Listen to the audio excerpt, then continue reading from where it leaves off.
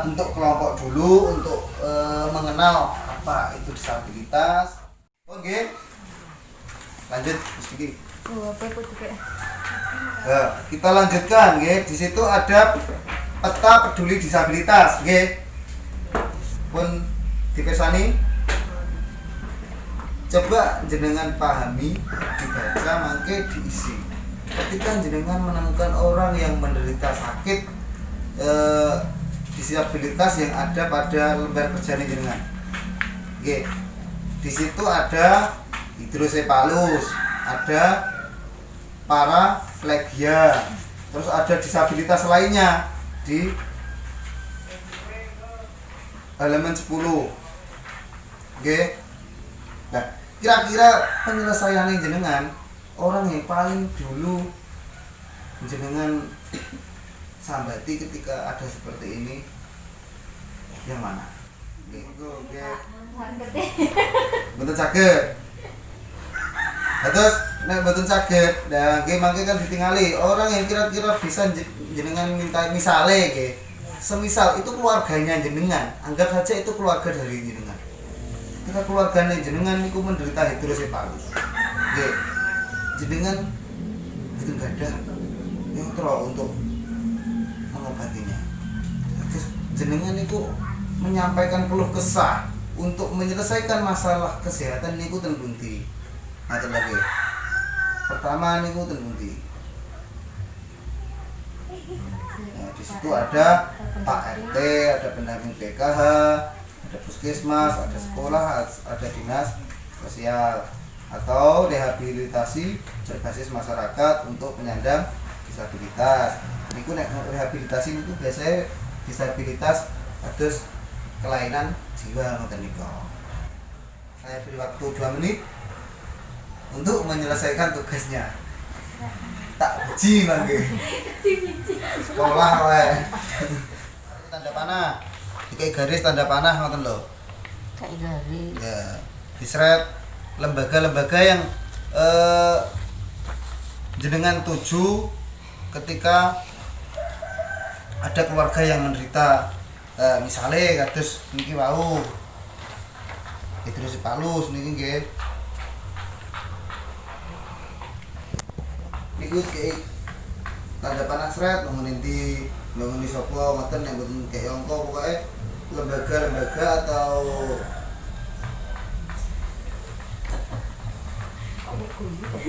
orang-orang yang sekiranya dinas sosial, pendamping, kelurahan, itu nanti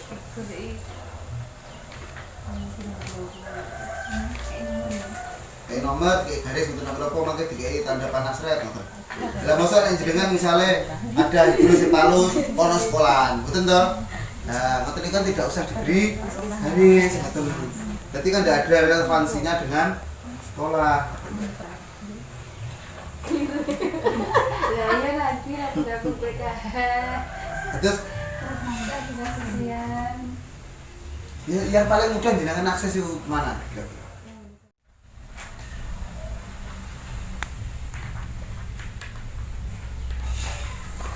Masa aku sambil nak ditinggal.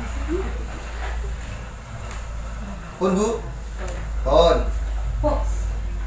Yang sudah monggo dibaca. Jenengan asal bagian apa niku? Mboten sami ya, Pak. Mboten ora diwaca kita ora ngene. Bolosan sekolah. Apa ya apa? Para pregia. Nah, para pregia niku ciri-cirine teng ngisore niku. Apa kuwi sampeyan? Ay, terus paano Pak Ikuan? Mbak Se. Gak apa-apa ya tanggul. Niku lainnya. Aku tak podo. Niku orang-orang dengan ciri seperti itu, ngoten lho. Niku berarti disabilitas tapi tidak dikategorikan dalam sebuah bentuk penyakit atau ngoten niku. Nah, tapi kan di situ wonten ciri-cirinya orang yang mengalami gejala seperti itu, rujukannya itu kemana? Sampun Bu? Pun. Jenengan maca Bu, nggih. Terus kira-kira nggih jenengan rujuk kemana ketika ada keluarga jenengan yang mengalami disabilitas seperti itu? Monggo, 1 lurah, nggih.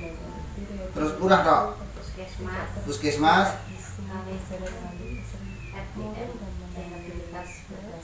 masyarakat, nggih. Niku jawabannya jenengan. Jenengan apa? ART, nggih. Pendamping PKH, kelurahan, puskesmas.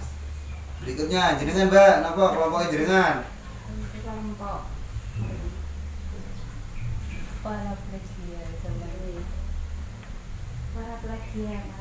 plegia nanti pertama ini Pak RT nggih, lanjut. Pendamping, nggih. terus kelurahan Kelurahan, puskesmas puskesmas, nggih. Pun nggih. Kula simpulkan sekarang.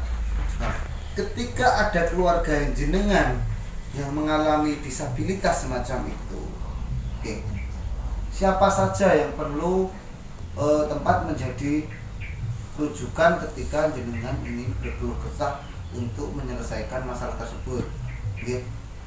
Di sekitar tempat tinggal jenengan, sistem pemerintahan yang paling dekat adalah RT, oke. Setidaknya jika keluarga jenengan mengalami seperti itu, berkonsultasi dengan Pak RT. Nah, nanti ketika Pak RT sudah tidak bisa memberikan solusi atas keluhan jenengan, nah, nek penerima PKH bisa berkeluh kesah melalui pendamping PKH-nya, nggih. Misalnya tuli ngirian sing ngoten, jenengan langsung ke saya, enggak apa-apa. Nah, nanti setelah itu saya akan merekomendasikan untuk berkoordinasi dan konsultasi dengan Kades, untuk menyelesaikan masalah ini. Bagaimana Bapak, masyarakat dengan ada yang menderita semacam ini? Tindakan apa yang perlu kita lakukan bersama-sama untuk menyelesaikan masalah ini? Nah, dengan bisa saya dampingi ke Kades, untuk menyampaikan hal ini. Ya, setelah itu pasti ada rujukan, rujukan misalnya bisa diarahkan ke rumah sakit, yang lebih dekat itu puskesmas atau yang lainnya. Nah, misalnya orang itu menderita disabilitas karena gangguan jiwa atau yang lainnya, itu bisa dibawa ke lembaga seperti apa yang ngarani tempat rehabilitasi kalau. Jadi niku ketika ada masalah-masalah dengan disabilitas, pihak-pihak itu yang dapat jenengan hubungi. Nggih. Ini niku cara menangani gejala-gejala sosial terkait dengan disabilitas. Terus pemerintah sudah menyediakan, memfasilitasi terkait kesehatan untuk masyarakatnya. Terus sekarang pelayanan disabilitas berat yang ada di masyarakat. Oke, disabilitas berat itu pun kalau sampai akan kados wau to, wong sing disabilitas yang tidak bisa melakukan kegiatan apapun. Ciri-cirinya disabilitas berat niku lho, kan itu kan enten. Tidak bisa bangun dari tempat tidurnya, tidak bisa melakukan kegiatan sosialisasi dengan masyarakat, tidak bisa melakukan apapun, biasanya geletak mawon di kamar atau membayar. Karena kemungkinan besar itu ada yang mengalami disabilitas sehingga di masyarakat itu sudah disiapkan fasilitas atau pelayanan untuk orang-orang yang menderita disabilitas. Nah, tujuannya pelayanan di masyarakat itu napa? Nek ana disabilitas kok dilayani kaya wau napa tujuannya? Mempermudah atau memudahkan penyandang disabilitas dalam pembuatan akte kelahiran, KTP, BPJS, kesehatan, akte kelahiran maupun atau KTP dan lain sebagainya. Jadi ketika ada yang disabilitas, misalnya keluarganya jenengan yang disabilitas, kayak foto KTP, itu nanti bisa petugasnya home visit ke rumah untuk memberikan itu foto jeret dari rumah untuk dibuatkan KTP. Karena apa? Nek keluarga disabilitas orang duwe surat-surat kependudukan itu tidak bisa mendapatkan bantuan atau penanganan dari pemerintah. Itu. Jadi oleh pemerintah itu sudah diberikan kemudahan semacam itu, oke. Jadi pelayanan publik itu juga sudah disiapkan, oke. Soalnya home visit untuk membuat KTP atau membuat apa lagi tadi. Berikutnya, memberi kemudahan penyandang disabilitas berat untuk menggunakan sarana prasarana umum di masyarakat. Contohnya di masjid, oke. Di masjid itu nek kanggo disabilitas biasanya masih bisa berinteraksi. Nek pengen sholat ini kan biasanya kan emosi cacat biasa mlaku napa kan enten kursi roda. Nggih enten fasilitas niku. Parkir tempat umum khusus difabel, nggih. Nah, saniki orang-orang difabel niku nggih, wong cacat niku kadang enten sing saged numpak sepeda dikai roda telu ngoten niku nggih. Ya ngoten niku kan jelas susah to cara parkir sepeda ngoten niku. Itu sudah disiapkan tempat khususnya. Nek orang disabilitas naik sepeda dengan sepeda yang dimodifikasi untuk memudahkan, nanti parkirnya juga disiapkan untuk memudahkan mereka mengakses fasilitas. Berikutnya, pintu mudah dibuka dan ditutup untuk dilalui difabel atau orang yang disabilitas. Berikutnya, pembuatan ram atau toilet khusus untuk difabel, untuk penyandang cacat. Terus yang terakhir, memberi kesempatan bagi penyandang disabilitas untuk mengikuti kegiatan di masyarakat, di lingkungan.